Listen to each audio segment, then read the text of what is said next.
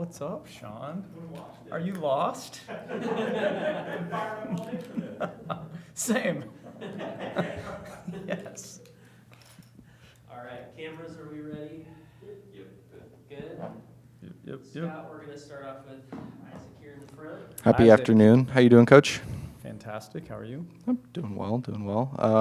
It's National Women's Sports Days. As a coach of a women's basketball team, I just kind of wanted to get a statement from you about that and how you're feeling about that. Any celebration, or gonna take it easier on them in practice today, or Well, a massive day of celebration. It's what I get to do and what I've invested my life in, and it makes me think back to how lucky I was to have a little sister that taught me what a female athlete could be, do, what a competitor she could be. I never saw somebody play harder or care more than my little sister. And I got to coach her for 2 years. And that was my into the women's game. I never saw her lose a game without tears. And she didn't lose often, but when she did, she poured her entire heart into the game. And I'm 4 years older than her, 3.5, 4 in school. And so I was 20-ish, 22. She won a state championship. I never jumped as high as the day that they won state at the buzzer. And I don't know. It just made me respect the women's game and the female athlete, when guys at that age typically don't. And at some point, you hope everybody comes to a realization that these are athletes just like you. And I don't know. So Heidi taught me kind of how to coach, taught me how to care, and therefore I can demand a little bit more and push once trust is built. And so it taught me to be a relationship-based coach, and to put that first and put the person first.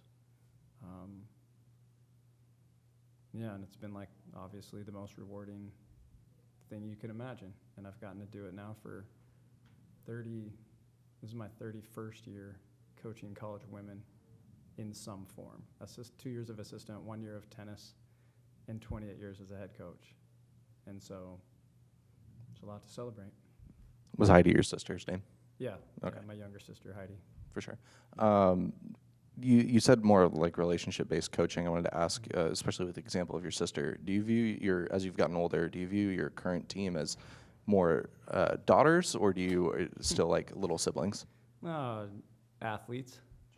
Yeah, athletes. I think, the relationship I had with Heidi growing up, I felt like I always coached her. So when I was, Sherry Merle was the head coach at George Fox. She just got the job and called me, and she was a family friend of ours. And, so we'd known Sherry for a long time, and she played in college and then was on the coach track and then got the George Fox job. And she called me out of the blue, and to me it was out of the blue, said, "Do you want to be my assistant for $2,000? And I'm like, go coach my little sis, and how cool would that be? And so she gave me my opportunity. I said yes to it, and so that was the sister thing. But in general, it's just what I learned is it's just basketball, and these are athletes, and the relationship part of it, I don't know if that'd be different if I coached guys. I coached boys high school for 4 years before that, while I was a student here at Oregon State, out at Santiam Christian, and I had the time of my life with them, and I would say that was relationship-based. So I think that's just the way I am, the way I operate, and it's been effective, and by nature, I'm somebody that sees potential in others, and I'm somebody that knows how to hold them accountable to a standard that's slightly uncomfortable, and that's, I don't know how I got that, and then I'm an encourager, so it's not comfortable to have someone see you beyond what you see. You just want to be good how you are. Well, you are good how you are, but there's another notch, another level, and so I think the relationship part of it allows that process to happen, and so it started as a sibling, but then it just turned into everyone. Awesome answer. I appreciate it. Getting into the basketball slate this week, second time in like 3 weeks that you've played these two teams. What's the adjustment like now that they have film on you and you have film on them? You know how you perform against them, obviously with 2 wins, but transitioning into playing on their home court. Well, I mean, it was tough here, and so it's going to be, that and more there, for sure. And we know, I think what really was the catalyst that weekend was how much respect we have for those two teams and those two programs, and we know how good they are. And it's been fun this week to watch the film of those two games. For obviously, they were good games for us. We played well, but why did we play well? We were locked in. I mean, we had a laser focus. I look at all the cutaway shots during film that we have. I mean, they just take the broadcast and cut it up for us. And so, you've got a bunch of close-ups of faces after, somebody scores, and then a close-up of their face as they're getting back on defense. And there was no rest on our face. It was get back, and it was serious. So we hit a different level that weekend because we had to, because of the talent level. And now we need to hit another level this week on the road, at these two places. And of course, they're going to be locked in, ready, wanting revenge on us. Of course, that's sports and that's normal. I think as we, look at the chess match of the weekend, who knows exactly what it's going to be. I mean, we both have our strengths, and we're both going to try to go to those. And then how will we counter each other? I mean, we could guess, but we're going to have to figure it out as we go. But that's the fun of a rematch. And it's 2 weeks apart. I mean, we used to play Oregon 2 days apart, so we're not used to this. We're kind of used to this in a way, but it is interesting how close they are together. Coach, earlier this season, the team talked about how these road matchups, they've really had to learn through each experience that they've gained, really focus in, the differences between playing at home and playing on the road and the challenges it comes with. What's the biggest challenge for you as a head coach heading into a tough road match, especially against a team like Utah and Colorado that are some of the best teams in the nation this season? The biggest challenge. It seems normal to me. Just to keep it that way. I think not to maybe overthink it. I think that could be something that could be a hurdle that probably have to deal with as a coach. I think you're just trying to push the right buttons at the right time, but the reality is this comes down to execution, and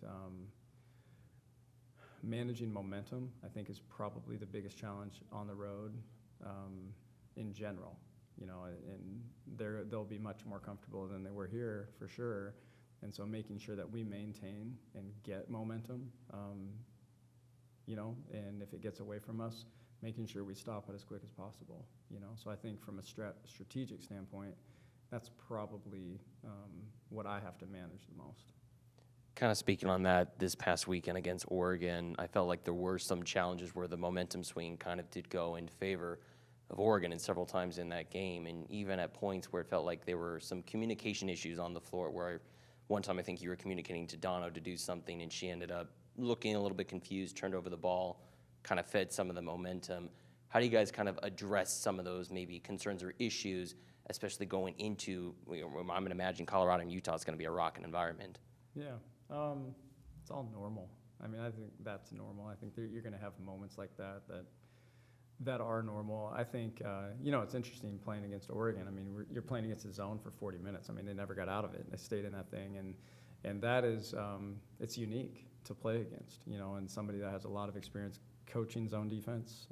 I know what that does to an opponent when you just stay in it.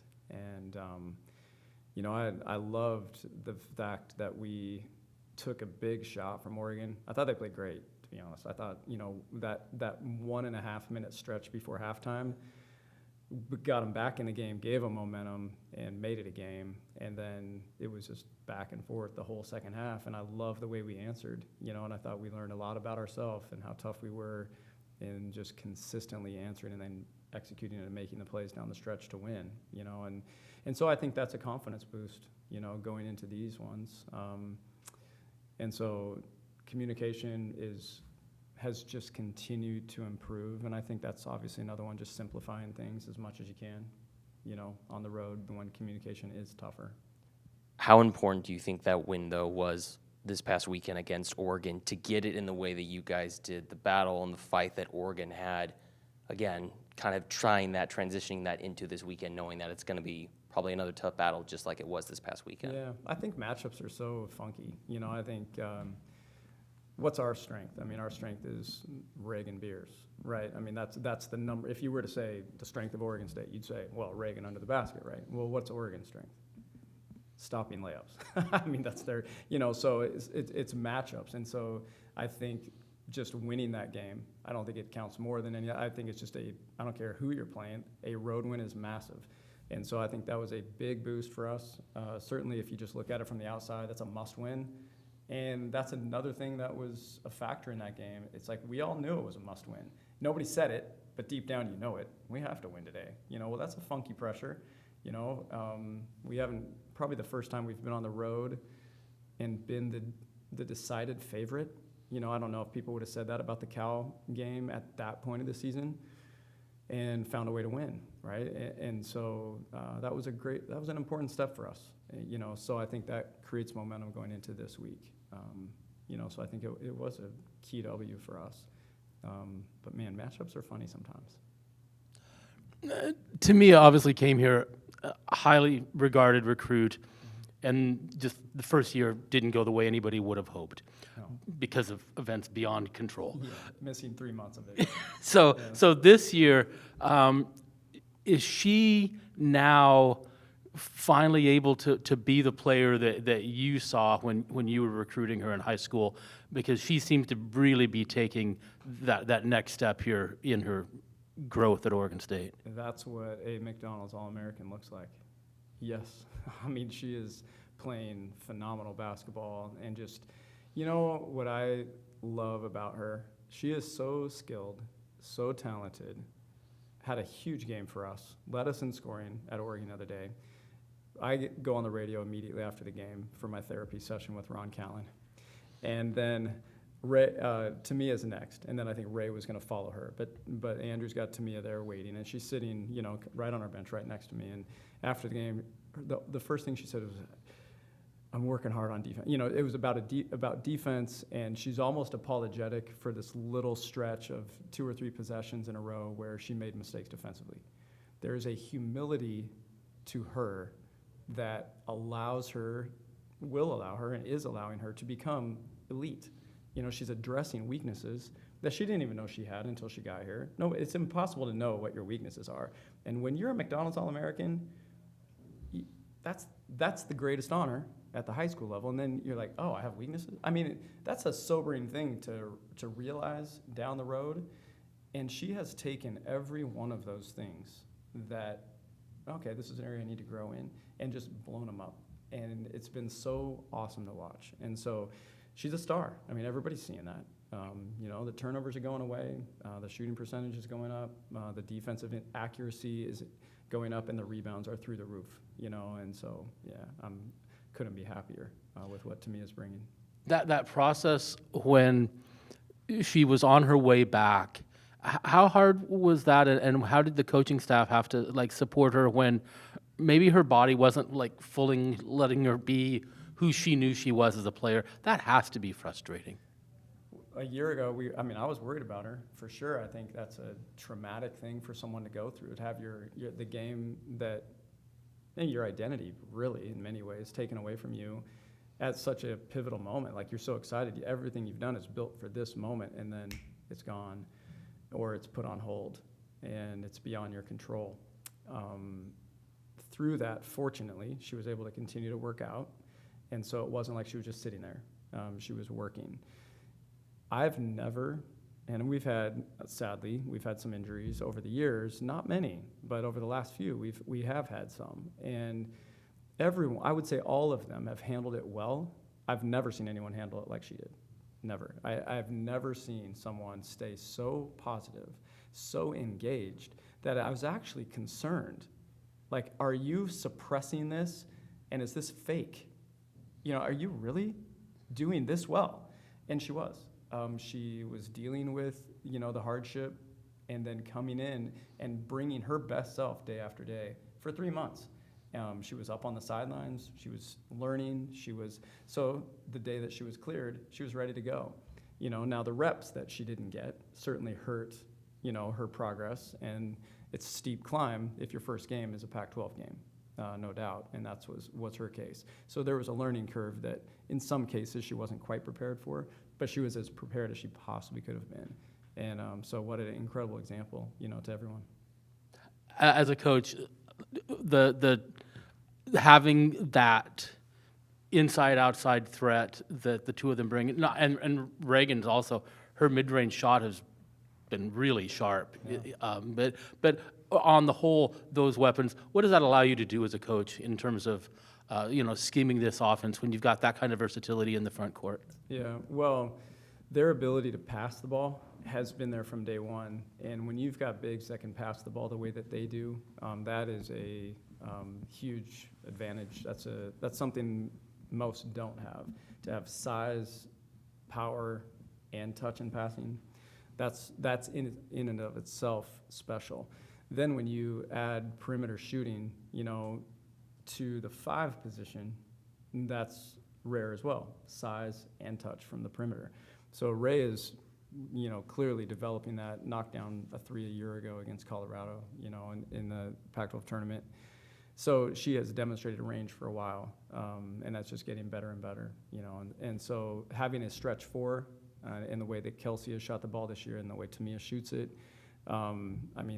that is what our very best teams have had over the years, and that is when you have a post presence like we do to go along with 4 shooters. That is the recipe for a dynamic offense that's really difficult to stop.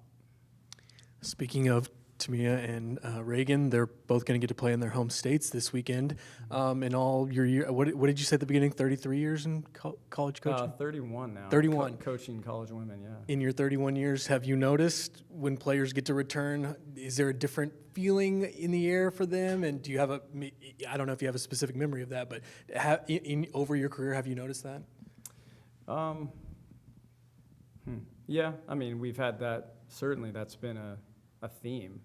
Taking a Michaela Pivic to UW, taking Sydney Weiss to ASU, or to Arizona, I should say, to Phoenix. That type of thing has happened, over the years, and I think, it is something. There's something special to it, no question, because your family and friends are there, and it's always been a positive.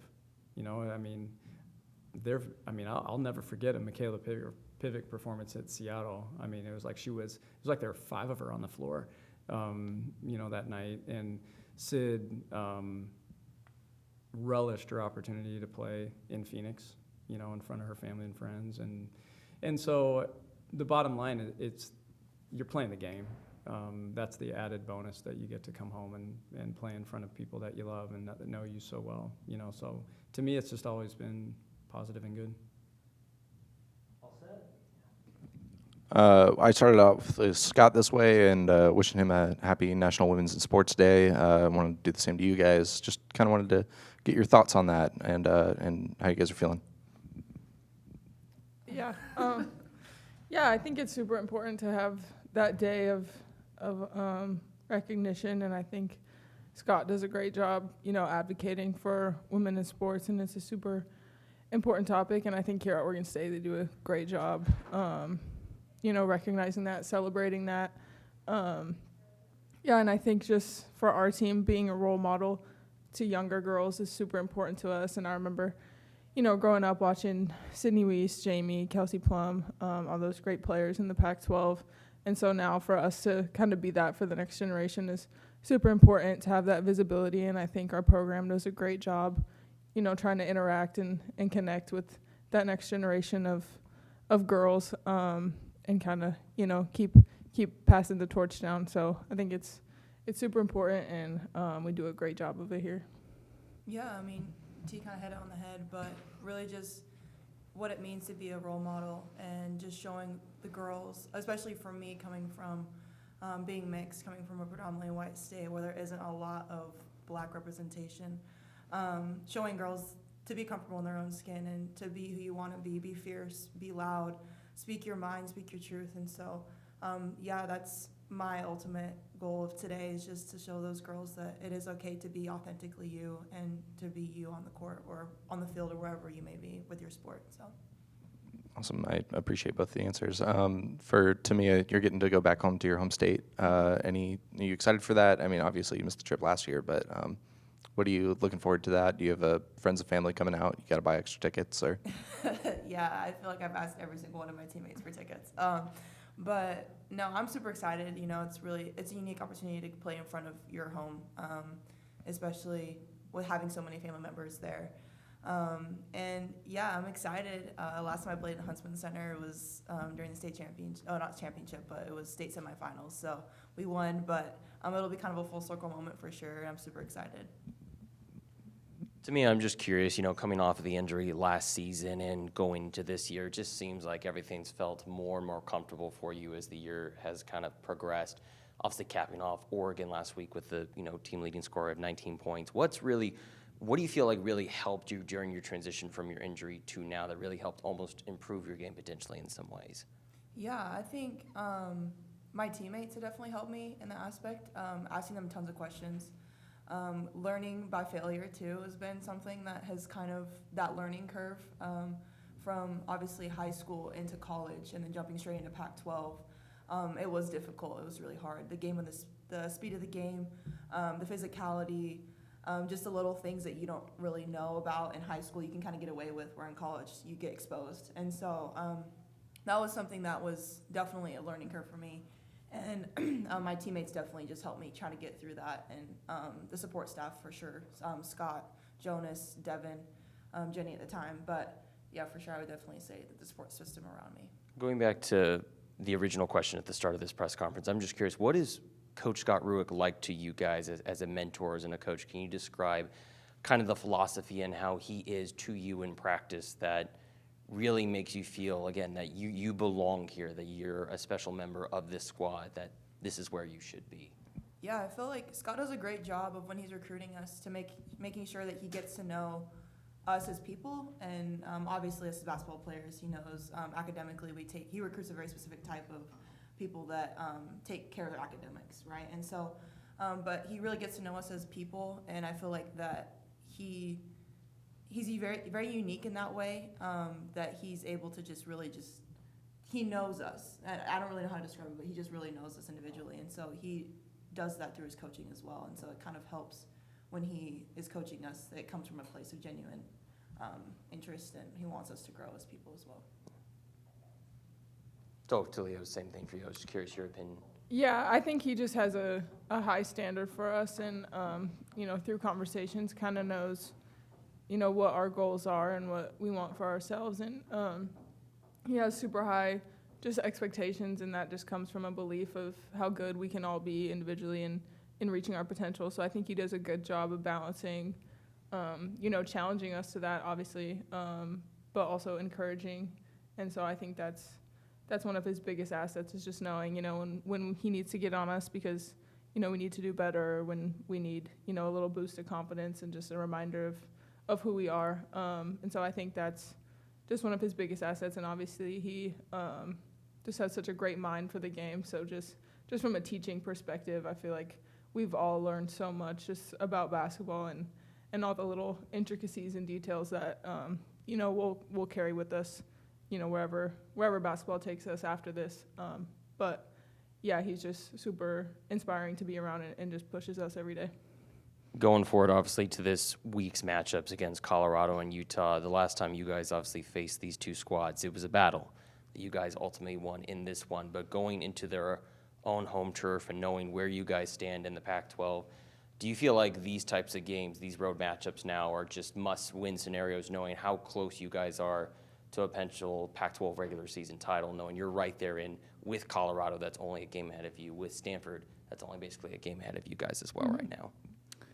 Yeah, I think I said it in the huddle before practice yesterday. These teams this weekend are going to be out for blood. Obviously, we just beat them 2 weeks ago. We have a huge target on our backs right now. And I think one of the reasons we played so well that weekend was just because we have so much respect for them, and knowing how how great of teams they are. So I think going into this weekend, I think we've earned that respect from other teams in the conference. And so we're going to be getting everyone's best game from here on out. And obviously going into their gyms is going to be a lot different than playing in Gill and having that energy and being able to kind of control the momentum with the crowds that we get. And so it's definitely going to be a challenge going on the road. And we talked at Oregon about trying to find that within ourselves and just put ourselves in Gill mentally. It's hard when, you turn it over, they hit a tough shot, whatever it is, and the crowd gets loud. That's tough to navigate, but I think just staying locked in on each other and figuring out how to, handle that adversity and continue to play our game. So that's the challenge this weekend, and we're excited for it, and we're ready to step up. Talia, kind of a fun question. I think I saw on Instagram you posted a picture from the Super Bowl from your dad's playing days. Do you have any memory of that? How old were you? And I guess just any memories of that picture? Yeah, I think I was 4. I want to say I was 4, but I don't remember the game necessarily. But I do remember, going on the field and all the confetti and that picture specifically. I kind of remember those moments. But yeah, I don't think I really was tuned into the game for sure. Talia, Timea is really taking the leap, whatever cliche you want to use, the next step. What do you see has grown in Timea's game this season to become such a key part of what you guys are doing? Yeah, I think she's just really coming into her own and getting comfortable out there. I think all of us, anyone that's been in the gym with Timea has known that this is what she can do and this is who she is. And so I told her that, I think in September at our team retreat, I was just like, the world has not seen what you can do yet, especially coming off, everything she went through last year and kind of had a similar experience. I mean, coming into the Pac-12, right away. That's what I did in my senior year as well. So I know how hard that was. Obviously different. I didn't have to go through the same things, but just adjusting to the game right away. And so going into this year, having that experience and I feel like she just continues to get more comfortable every game, and she knows her role on this team, and she's really just stepped into it and continues to push herself. Obviously, keep growing in areas that all of us need to grow. And she just handles it with so much grace and is so humble. So she just continues to step up and be that spark for us off the bench and just really accepting that role. I think she would be starting on any other team in the Pac-12, in my opinion, and that's who she is. So just to really embrace that role and come in and give us that energy, I think has been the difference for us. I think our bench play is what separates us from other teams in the Pac, and just what has allowed us to do what we've been doing, and she's been the catalyst for that. So just super proud of her, and I think she still has a long ways to go in terms of just showing everyone what she can do and continuing to grow. And to me, obviously, 19 points against Oregon, and in a game where with that zone, there were stretches where points were hard to come by. What's it feel like do you feel like you're finally the player that you envision being at this level? That you've closed that gap, or are you still working towards that? Obviously, I feel like there's still a lot of improvement. I've showed still a little bit. I can shoot the rock, but besides that, I think there's still more to be shown. But no, Oregon kind of displayed my mid-range game a little bit. I played a lot of zone, or I played against a lot of zone in high school, being from Utah. So I'm kind of used to trying to find the gaps, and obviously my teammates found me. And so, it was fun to kind of navigate that and figure out that challenge. You guys ready for the Super Bowl? I'm not a football person, so I don't know. Taylor Swift. Go Beefs. Thank you, go Beefs.